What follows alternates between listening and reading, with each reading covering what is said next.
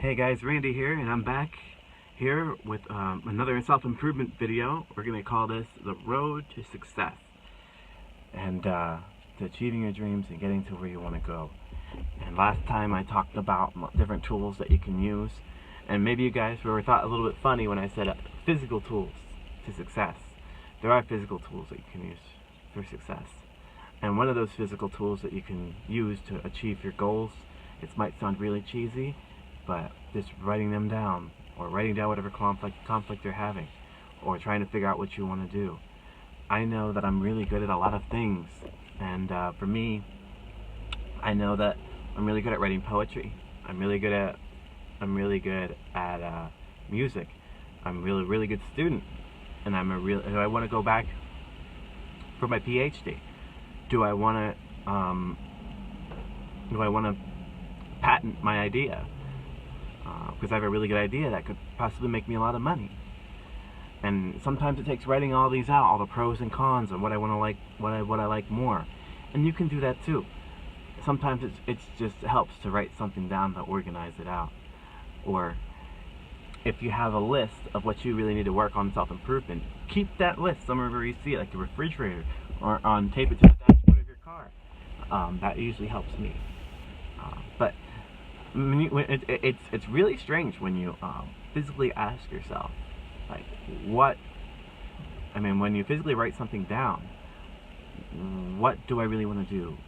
What is my conflict? How do I organize this out? It makes it tangible. It makes it real. It's something you really got to try before you do it. It's like drinking a beer in a shower. You can't really explain its enjoyment until you do it yourself, because you'll never believe it until you try it. What are some other tools that you can use? I know a big tool that you can really use, an emotional tool that you can really use, is self-therapy. Self-therapy now is something I haven't really looked into from a very academic standpoint, but I've known that it's helped me on a personal level for myself. It sounds really weird until you try it. It's another one of those things, and it's where you just seat yourself and have a chair right across from you, and try to talk to yourself. Ask yourself what's wrong, and you have to physically ask yourself. You have to say, "Hey, Randy, how are you doing today? What's the problem?" And then you say, "Well, I'm just kind of scared about the transition in my life." And then you just kind of talk it out. You kind of just talk through it, and that's a good place to start. It's a good place to start.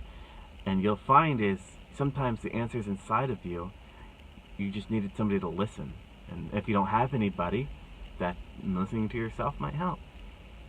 It really might. There's other things you can do too. There's a book called Core Transformations. If you're having a really spiritual issue, which some people do have, people who feel really insecure, some people who are just not okay with who they are, or unable to forgive themselves, that's a good way to learn some tools to emotionally guide you in the right directions, because really it's a lot easier to go through life when you feel confident and you feel okay with who you are, and when you feel accepting of who you are. Because how are you supposed to really have passion about what you're doing in life if you don't really or if you really aren't okay with who you are? I think that's very substantial. So I think Core Transformations is a great book too. And I know this one's pretty good too. This is called Emotional Freedom by Judith Orloff. Now her approach is very spiritual. She takes a more holistic approach. It's a very spiritual read. It just dives into emotions and just letting you know that it's okay to feel angry. It's okay to feel sad. It's just about how we react to those emotions.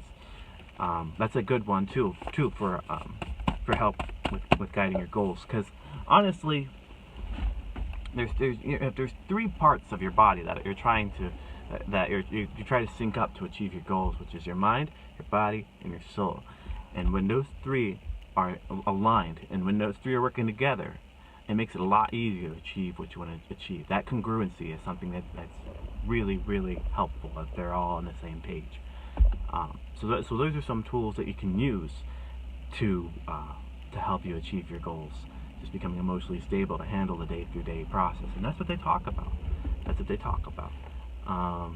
Okay, we talked about writing things down is one of them, number one. Number two is self-therapy. Just talk to yourself.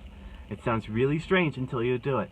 And then number three is that book, Emotional Freedom and Core Transformations. Those are two really good books to help you give a really good foundation for who you want to be. So let's talk about some other tools that you can really use to help you achieve your goals. Okay, here's another one. This might sound really silly, but it's very simple. To just give yourself like 5 or 10 minutes a day. 5 or 10 minutes a day to relax, because when you overload yourself, you lose time and you just get distracted with YouTube, with Reddit, with work, with school, with wife, with girlfriend, with no girlfriend, being lonely. Give yourself 5 or 10 minutes just to relax and not think about anything. And learn that with these tools, with what you're trying to achieve, the most important thing is to learn that what you're learning right now are skills, and now skills develop, right? For instance, you're trying to become responsible, right? Say if that's one of your goals. Know that you're not going to become responsible overnight. You're not going to be like, oh, I'm responsible now. Even when you become responsible, you're not always 100% responsible. There's going to be it's not like a switch that you turn on and off. It's a skill that it's achieved, and you work towards it. There's going to be setbacks. There's going to be times when you're going to be really responsible, and times when you're not going to be really responsible. And it's all about working towards it. So don't be discouraged if you do get a setback. That's the number one thing, is knowing that it's a process and it's a journey. It really is. It sounds really hokey, but it really is. It doesn't all happen overnight, and that's okay. And we're going to talk a little bit more about some different ways how to achieve your goals, and stick with it. How to stick with it, because a lot of people lose track and sight of self-improvement, of their goal of self-improvement.